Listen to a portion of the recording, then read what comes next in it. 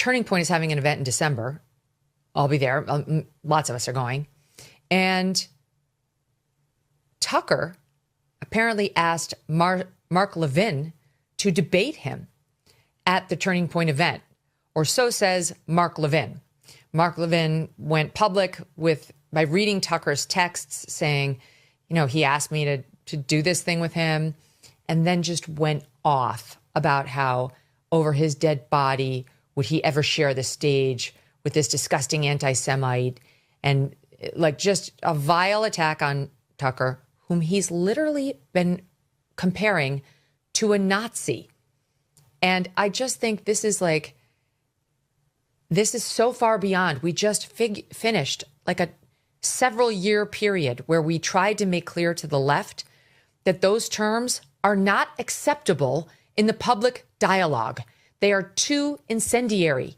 They're going to get somebody killed, like President Trump or Charlie Kirk. With him, it was fascist. With Trump, it was both.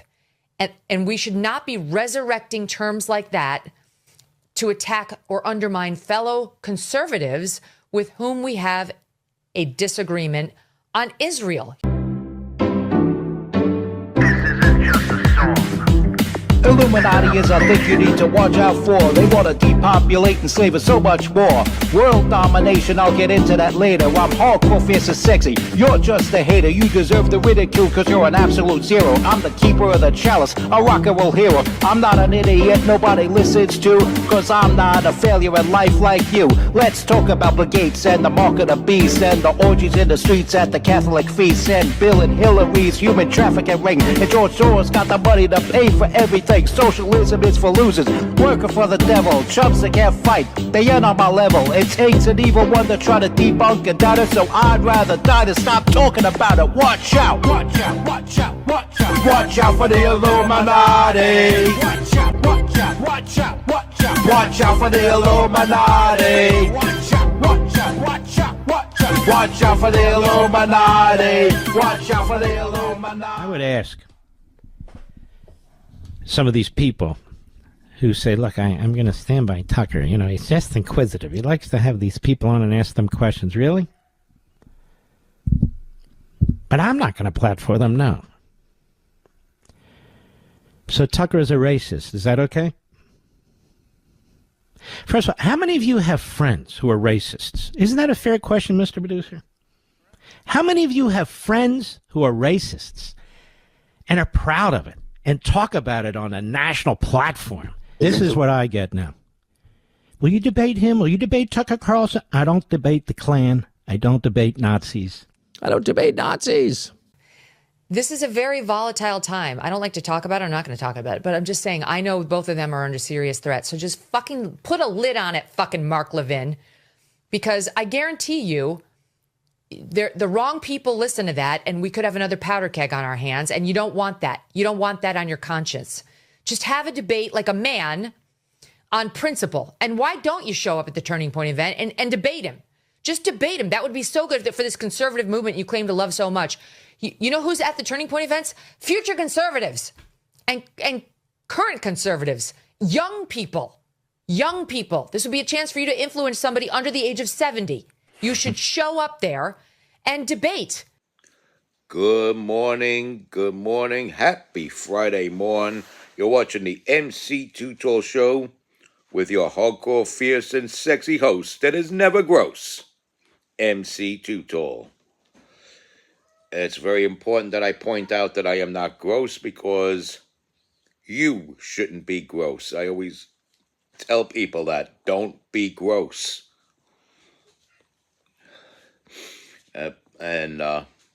So too many gross people out there. Look at Jennifer Walsh, her name is, with the I Had It podcast, like I Had It with Trump podcast. Look at her. She's nasty. She's gross. She's just another ugly fucking bitch that I wouldn't fuck. This is why it's important to not be gross. You know? Look at Rosie O'Donnell. Look at Kathy Griffin. These are gross people now. These are kind of gross people. And it's amazing how gross these people can become and grotesque their ways can become. Now, I had said in a past video about Nick Fuentes, leave that young man alone, let him cook. Well, what is he cooking? Cookies? And is there a certain demographic of people that he sees as cookies or calls cookies? You could listen. Listen at your discretion. I don't believe in canceling Nick Fuentes. He's got his First Amendment rights, and I don't believe in cutting off someone's First Amendment rights. In other words, if you want to say Hitler is cool, go right ahead and say Hitler is cool. And I won't rush to have you canceled, but I will use my First Amendment rights to say, you're an asshole if you think Hitler was cool. Same thing with Stalin. Stalin was even worse than Hitler. And if there was anything admirable about Stalin, any shred of admirability in Stalin, he flushed that down the toilet the minute he joined forces with Lenin. And then that in itself was a courtesy flush, considering what was to come, especially after the death of Lenin. And so that's my take on the matter. I don't believe in canceling Nick Fuentes, but apparently there's a lot more to agree to disagree with Nick Fuentes on than I had previously thought.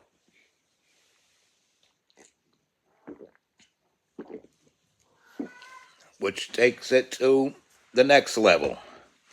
Tucker Carlson invites him for an interview on his podcast, The Tucker Carlson Show.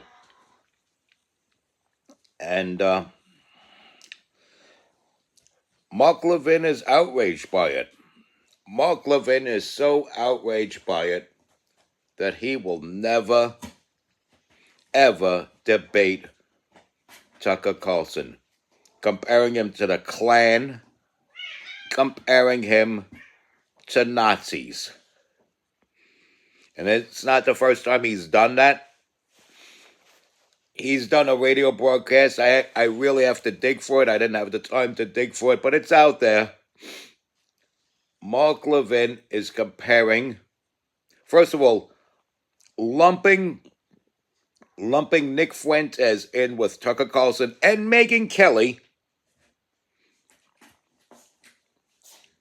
and then making a loose reference to them being the Third Reich, or the equivalent of the Third Reich. Megyn Kelly's part of the Third Reich? When did this happen? Megyn Kelly? Safe to say, us realists in the conservative movement, we've lost Mark Levin. We've lost Mark Levin. In other words, everything he ever said about national sovereignty with regard to the United States of America is full of shit. It's not coming from a sincere place. And it's a damn shame. He's a pretty brilliant guy when it comes to, like, learning history and things like that. I don't think he's as good as Bill O'Reilly at it. But he holds his own, Mark Levin, with that. And it's a damn shame that he's been clouded by a foreign land first agenda. Now, I could see, again, I agree to disagree with Nick Fuentes on a lot of issues. But I could see his gripe with putting a foreign land first. The problem is in the messaging. And he's got his First Amendment right to message it however he wants. But instead of asking which of these people are Jews, instead of researching which of these people are Jews, disregard the Jewish part, figure out which of these people are Freemasons, which of these people are Masons, which of these people belong to even like the Prince Paul freaking lodges in Masonry, which of these people belong to the Rosicrucian, the Skull and Bones, the Scroll and Key, the Scottish Rite, Knights of Columbus, Knights of Malta. You understand what I'm saying here? Do you understand what I'm saying here? This goes beyond being Jewish. Jewish makes a great facade for these people of the conglomerate. And that's all the Jewish thing is a facade being used by these members of the conglomerate. They're taking the genuine fate of innocent people and exploiting it, hiding behind that. This way, when there's backlash and outrage towards what these particular snaky folks are doing, they could pick up their Jewish card and say, you're picking on me because I'm Jewish. You're an anti-Semite. Which makes me wonder, I don't care how Jewish Mark Levin is. I want to know how Masonic he is. I want to know what fraternal order of secret society, what branch of the Illuminati he is part of.